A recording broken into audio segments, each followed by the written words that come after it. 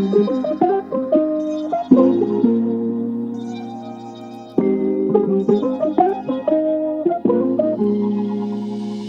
afternoon, and whenever you're watching us, good evening, morning, night, wherever you're up to. We're in a secret new location, so well done if you already recognise where we are.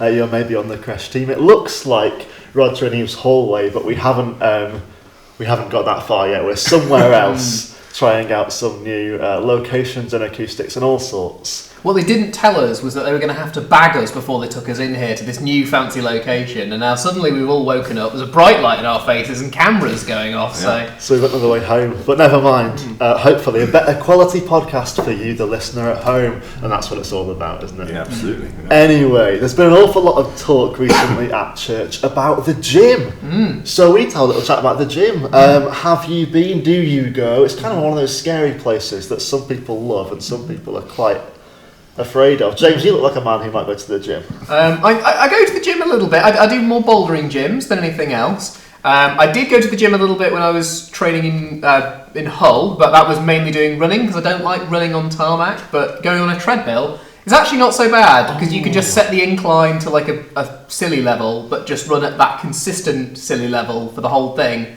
I used to find that very enjoyable. Nowadays I do bouldering. They don't have weights or free weights or anything like that. What they do have, actually, I'll tell you what they do have. They've got these fancy ring fit things. You know the ones where you're meant to do like push-ups, but into a weird incline with. Do you know what I'm talking about? Like the gymnasts do, yeah, the iron cross. It's like gymnast ones, but that's how you're meant to train back muscles and obviously chest muscles.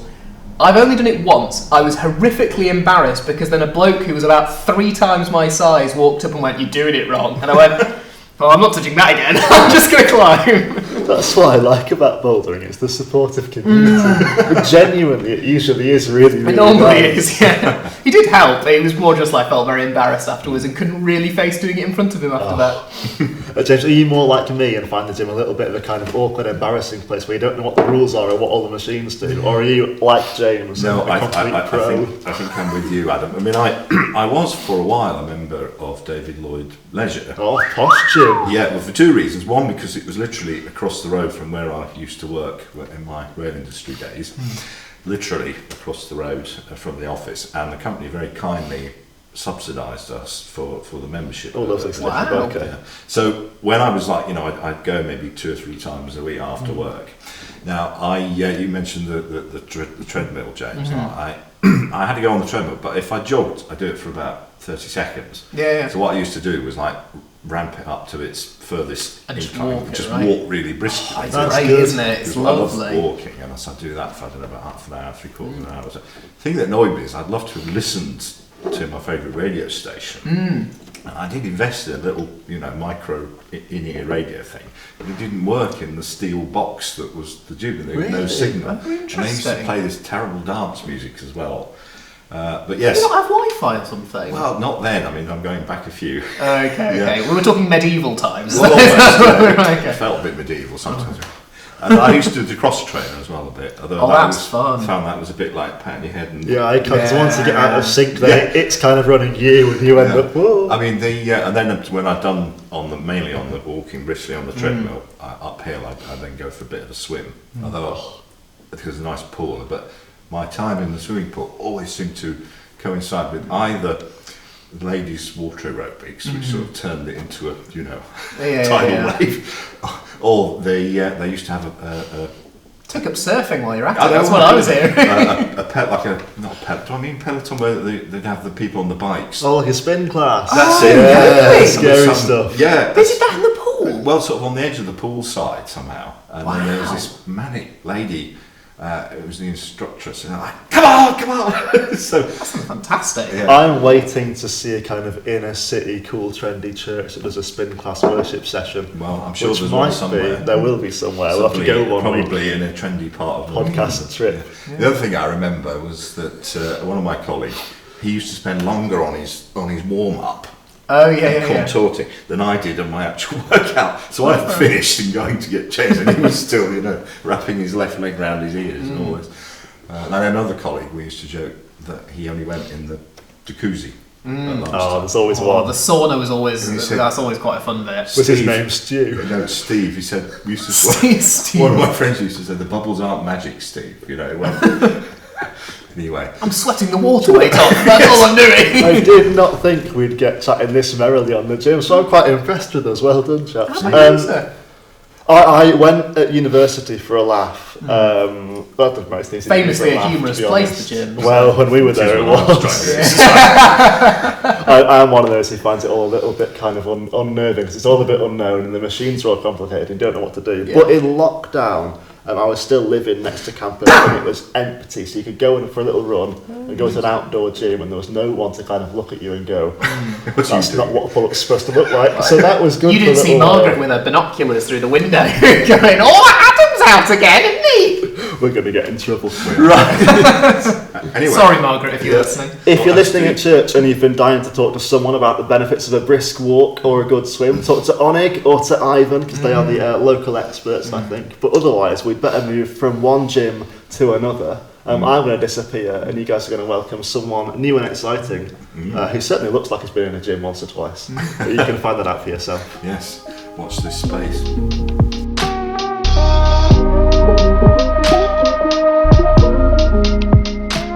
Well, so you will notice a new face around Adam, the you've table. changed. Good, I yeah. have, yes. Because your beard's Sat in a growing. hallowed chair. So this explains our opening segment about Seamlessly. from Jim GYM to Jim JIM. Now, many folk watching this will hopefully already met you, Jim, as you've been at St Altman's for a little while Yeah, a now. couple of weeks, yeah. as we'll come on to. But so in this main segment of this episode, we thought it'd be good just to chat through with you, Jim, your sort of Christian journey, journey into ministry and journey to bringing you to St Altman's. So let me start, if I may, Jim. Perhaps you could begin by sort of describing how, when you first came to faith and your sort of initial Christian journey. Yeah, absolutely. So it was kind of, there's a couple of kind of moments of big shifts. I was christened here. Mum, earliest memories of church were here at St Altman's, and we were here until I was about 9 years old. Mum was kind of very always active, involved in church. With her mum, grandma, was very active in church, and so I got memories there. My dad wasn't particularly growing up, and so there was that kind of bit of foundation. But then when I turned 9, I started playing rugby on a Sunday, and so church kind of took a backward step. Then when I was 13, my mum took me with a bunch of quite, I guess, crazy charismatics on a mission trip to Israel. Wow. The next youngest person on the trip was my mum, which it was really nice, and they were praying at the borders, largely in tongues, and I kind of was taken on this trip because I was the most sensible of my 3 brothers and would go on something like that, and can remember just being very moved by it. I can remember going back to my room by myself and having heard everyone pray in tongues, just give it a go, and I'm sure I would have, making nonsense or whatever, but it was done. It was earnest nonsense, if it was that or whatever. So yeah, and then kind of felt moved to give my life to Jesus and got baptised in the River Jordan. Wow. Yes, which was really interesting. But yeah, I was 13 and then came back and went kind of back into the world. There was nothing really. We did a little bit of. There was a couple of youth evenings, nights that we went to a week, which me and my brother we were happy to go to because we got fish and chips beforehand and the girls were pretty, so we didn't mind. Always the right reason. Well, exactly, yeah. But yes, it kind of not a lot happened from that. I was school and was still pursuing rugby at that point. Finished school and went and was pursuing a rugby career, and then. What all changed was when I was 20. I was in the middle of moving. I was playing for a rugby club up in Hull, and was moving down south to play in Cambridge. And a family friend had a member of the House of Lords to come and stay with them. And I had a bit of an interest in politics, and I was like, I'd never met a member of the House of Lord, that sounds interesting. And it was a very kind of, I had a really great relationship with that family, and it was the kind of, so I kind of semi-invited myself round because I was interested in meeting him, and so we met, and we were having breakfast, and he was sat at, Mike was sat at one end of the table, and I was sat at the other, and we were chatting and talking. We were talking about politics, and as a eager 20-year-old, I was talking absolute nonsense to someone who knew a lot, and I didn't even really know he was a Christian. And so we're sat there, and breakfast finishes, and things are being cleared away, and he turns to me and he goes, "So Jim, can you tell me why you're so spiritually weak and dead inside?" But he said it with like this really warm smiley face, and so I didn't feel like it was particularly rude at all, as I was used to rugby teams and changing rooms, and so it was far politer than most of them. And I said, "I'm not sure I really understand the question, but I think you're right." And then he goes, well, what about Jesus? That was his second question. I said, well, I'd always leaned towards there being a God rather than there not being a God. I always felt like there was a God looking out over my mum. She'd been diagnosed with cancer a couple of years before, and so I'd always felt like there was, I can remember taking her out when she told me and saying, I always felt God was there for you. I don't feel anything, but I don't worry about you, is that right? And Mum was like, yeah, that's good. And so I said, yeah, I always lean towards there being God rather than not being God, but never really experienced it. The memories of Israel were long gone at that point. And then he goes, well, has Jesus always been in your life you've never realised? Are your eyes open? And literally like that, I physically felt Jesus stood behind me. I felt these two hands on my shoulders. And like this love and peace just entered the centre of my heart, and I just went, yes.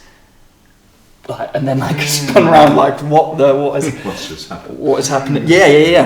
And so that completely changed everything. I can remember lying in bed that night going, I think I've just become a Christian. What should I do? It's like, well, I should probably listen to a sermon. Isn't that what Christians do? It's a logical step. Yep. And I rolled over, opened my laptop, and found a Tim Keller sermon on marriage. Oh, wow. My mum had tried to install us with some teaching and had told us about Tim Keller. She'd bought us an iPod on the condition that we put a Tim Keller sermon on it. She knew enough to know that you could do it, but not enough to enforce that it happened.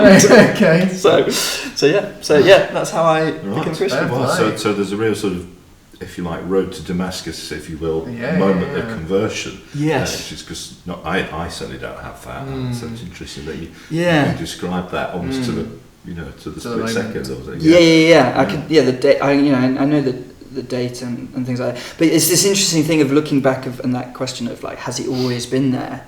You're like, yes, there was this like moment, but yet also this. Yeah. Like I still do feel like. Yeah, there was a sort of a build up to from the christening, even going back to our christening here and all of that kind of thing. Interesting. So I guess my next question is then, when was that decision to then go into full-time ministry? Because we've started with a fairly dramatic moment, and we're at Tim Keller and marriage talks and sermons. So how did that move into this? Yeah, so I was still in the middle of playing career. I played for another 3 more years, and one of the early clubs that I played for, they named after I became a Christian. I was the only Christian on any of their teams, so they nicknamed me Judas. Right. And then the next one, they'd nicknamed me Father. So some sort of development had taken place. I'm much more thankful it's in that direction rather than the other. That's good. I don't know where you're going lower if it was a Judas to start with. Exactly. So I got. Being like having kind of that moment, I got really interested in evangelism, like difficult questions, sharing the faith. I just kind of was very kind of zealous and energetic and wanted to share it with everyone and talked about it with everyone. And so I did that, and then I retired. I had to retire. I had injuries and concussions that stopped me. Stop the rugby.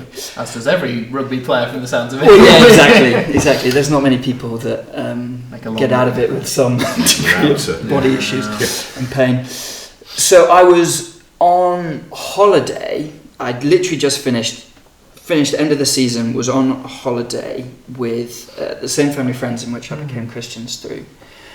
And and we're sat in a very lovely Greek island, and he turns to me and goes, "Oh well, you're unemployed now, aren't you?" I was like, "Yeah, I guess I am." And he goes, "Have a look at this," and he handed over me a job description to be the travel assistant for a travelling evangelist called Michael Ramsden. Oh wow!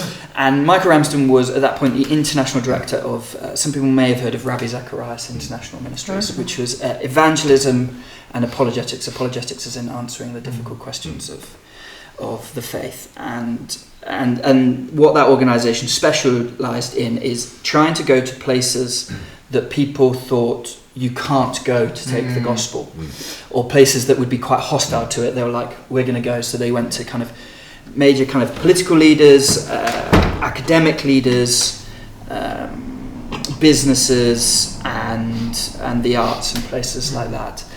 And so I saw this job description basically to kind of travel around the world with him. And I thought, that sounds great. I rewrote part of the job description because they wanted some admin assistant, and I said I got in touch with them. I'm happy to travel. You don't want me to do admin, and I don't want to do admin. So if that bit works and you can find someone else to do that, let's give that a go. And so I did that whilst I'm really interested in mental health and wanted to stay connected in the sport. So I did some mental health within sport stuff going on the side, and then that ministry turned into a full-time ministry post doing fundraising and. Yeah, we did about 150 days a year, kind of all over the world, doing lots of things, which was amazing. During that time, quite nomadic though, actually. Yeah. So it was always said that it was kind of a single man job role. I met Jasmine, my wife. She kind of works in the organisation as well, and we met. And then at that point, I stopped doing that and went on to their training program and was trying to work out what I did next. A bit of the discernment was kind of feeling like a call to not be a traveller evangelist, but more church-based ministry. Still in ministry, but more pastoral. And a few people had talked about ordination and things like that, so that was in the back of my mind. COVID had then happened, and we found ourselves back home, back up here with my parents for a bit. Jasmine then went on to maternity leave, and then I was like, maybe let's try and see if I can connect in with the church here and explore ordination. It was in the back of my mind. And we'd done a lot of work with HTB churches, a lot of stuff in London with them, and I knew my mum at this point was at the St Werburgh's in Derby City Centre. And so I was like, connections there, and I know they have a strong pipeline for kind of ordination and things like that. So I was like, I'll give it a go. I'll go down there. And my second conversation with Phil, the vicar there, was he turned around and went, he's like, so when you go get ordained? And I was like, well, I was kind of waiting to my final bit of discernment. That's very direct questions. Well, yeah. Well, I think people might have asked me non-direct questions. I just don't listen to them. So to be more blunt. Yeah, please. And then did that, travel through that, and that was how I ended up in ministry. Wow. Right. Yeah. So then you go into the path of ordination and the training associated with that, and then that eventually brings you to here at St Albans as our new curate, which we're all very excited about. Yeah, it's good to have you on board. So next question then, Jim. So how have you found things? How's it been so far since arriving at St Albans? But how many weeks is it now? A couple of weeks. I think. It's been great. This place is, like I said, there's a home to it, but a home that I don't really remember, but it's like there in the back of my faith, and various things have happened in this church. We got married in this church. My cousins got married in this church. Both my grandparents' funerals was in this church. So I had a relationship to it, but most of that, apart from my wedding, was before I kind of was really kind of aware of my faith and walking and living it out. And so it's been great just to spend time with people, talk with people, hear their kind of stories and the connections. One of the reasons why I wanted to come here was a little bit of that heritage. There's a beauty to this place, the walkers and the things, and walking around. It's been interesting getting used to having a dog collar on occasionally and seeing how that works and how people respond to that. And so it's just been, and it's nice. I mean, we were talking about it, it's nice joining in the summer. Things are a little bit quieter, and so there's a little bit more space. I have very little responsibility at the minute. There's very little things on my plate. So that'll change. Well, yeah, exactly. I'm silly to say it out loud, but that's it now. Exactly. Kibosh on that, Jim. You come back in next Sunday and it'll just be like, oh, Jim, I've got a job for you. What do you want to do? I'll go, whoa. So it's been able to be kind of afforded that. I mean, the first week there seemed to be, and they all said this was unusual, there seemed to be tea and cake happening every day here. Oh, yeah. So I literally had tea and cake as a vicar. It's like, oh, here we go. I don't even think it's that unusual, to be fair. It does feel like nearly every day there is something on. It's quite nice. Yeah. Well, that's great that you, as you say, coming in, and when it's a slightly quieter period, you've had time to sort of play yourself in, settle in a bit. So that's, and be able to grace the Hallowed podcast is That's the highlight, right? Yeah, exactly. This is it. Ministry walk so far. Might have you again, we'll see. How have you found the dog collar? How have I found the dog collar? I've really enjoyed it, actually.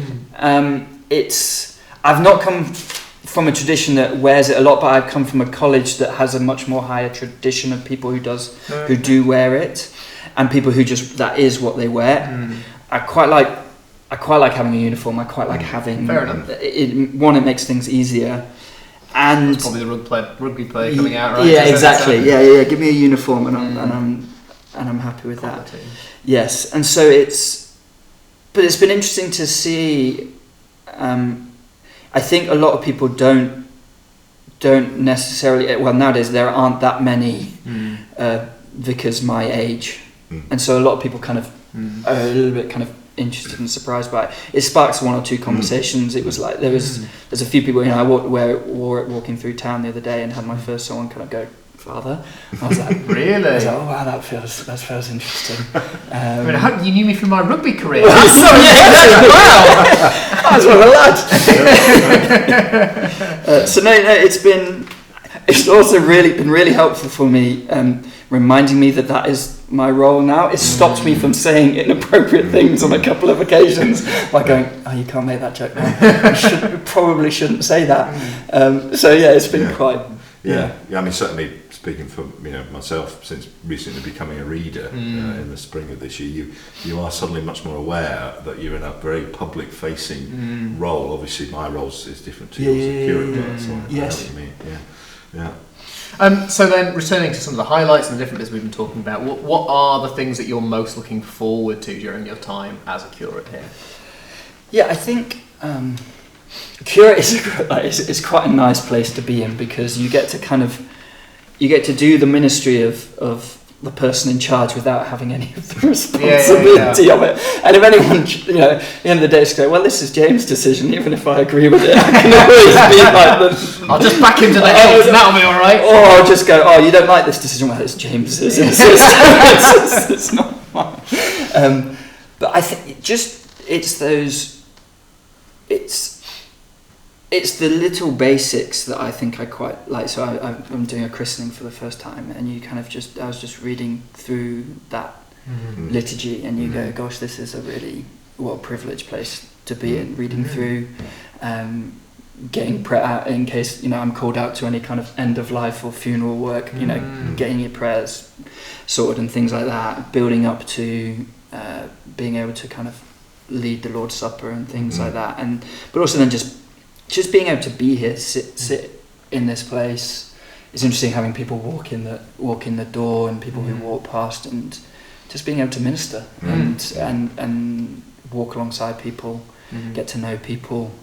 So yeah, that's the kind of thing that I'm just excited about. With regard, obviously, because your role being an assistant to a travelling minister, basically, what do you think you're looking forward to most about that static form of ministry? Because presumably it's a very different style, right? Yeah. It's in some ways it's easier when you're dotting around, because you can give great advice and then you're not hanging around to see if it does anything, and you're constantly giving advice. But there's also that lack of follow up, right? You're trying to give help, and you trust that the Lord is working in their lives, but you don't get to see the fruition of it. It's almost like sowing the seed but never seeing the plant grow. Yeah, exactly. And so it's not it's for evangelists. You don't really tend to get travelling pastors that operate in the same way, because you can't build that relationship and that connection and that consistency. So yeah, that was the exploration, because I'm still training. This is still a training post, and I don't know what it's going to. It's still a sort of form of discernment. Exactly, it's a kind of discern that, yes, because I always separate to me, what I think the calling of the priest is that to be something who you are, no matter what you're doing, and then you have your license, which is like your job at that particular moment. And so yeah, it's still just exploring. All the churches that I've been involved in have all been city centre churches that I've travelled into, and so what I really loved about here is having already known the village and living in the village, being able to just be here for a period of time and see whether I like it. I've not done it before, so it will be like, I may come of it by the end of it and go, that was nice, but I'll go back to the travelling, but who knows. I'd be really curious to hear, obviously you mentioned you've done lots of stuff with city churches. What are the kind of challenges you're anticipating working in a church that is not necessarily smaller compared to some city churches, but it is a very different style and type of ministry in terms of the age demographics, in terms of the kinds of problems people have out here? What challenges are you most excited to face? Yeah, it's the interesting thing, and this is where I've not come in. First of all, especially this year, is your deacon year is deemed as your kind of the foundation of service, of going, I don't know, because I don't know what enough about the church to go what the issue is, and going, where can I serve, what can I be vaguely helpful for rather than unhelpful with, what can I not make things worse, and try and give that a go. So yeah, I think it's interesting, like, so one of the things that I've started talking about is about harvest with a couple of people, and gone through a couple of people in the village. And in the back of my head, I'm like, oh my gosh, I'm doing harvest festivals. What? Wait till you get to the carnivals. It's all like exactly. And so it's going, how do you, especially in today's culture, where people's relationship and view of the church has really shifted and changed. It's a really interesting moment to step into that, of going, you're stepping into people who have, for a lot of people who have either driven past the church or been in the church loads, and they're going, how can I help improve that relationship, or where does that niche relationship with us as a church need to go or develop, or where can it be helpful, or what's happening there. So wonderful. Yeah, well, lots of exciting challenges, opportunities, explorations ahead. So yeah, well, we're certainly all looking forward to continuing to work with you in your new role going forward. So thank you, Jim. Hopefully that's I've certainly found that really interesting, and to hear some of your backstory and those very direct questions over the breakfast table. I welcome a direct question anytime. Right, well, there you go, folks. Challenge set. Right, well, we had better wrap up this main segment of this podcast episode. Thank you, Jim. Thanks again.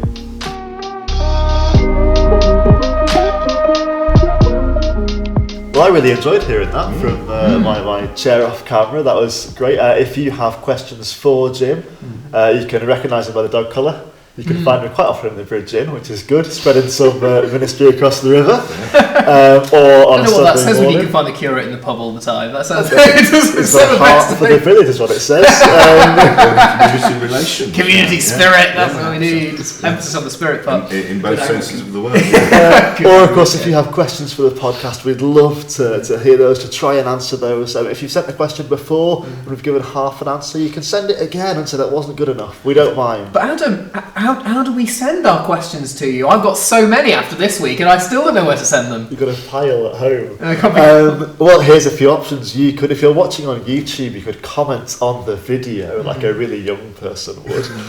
If that's a bit too much for you, you can find the black office post box underneath the first aid kit and above the printer. and those should find our way to us. If not, we'll have Hannah to talk to.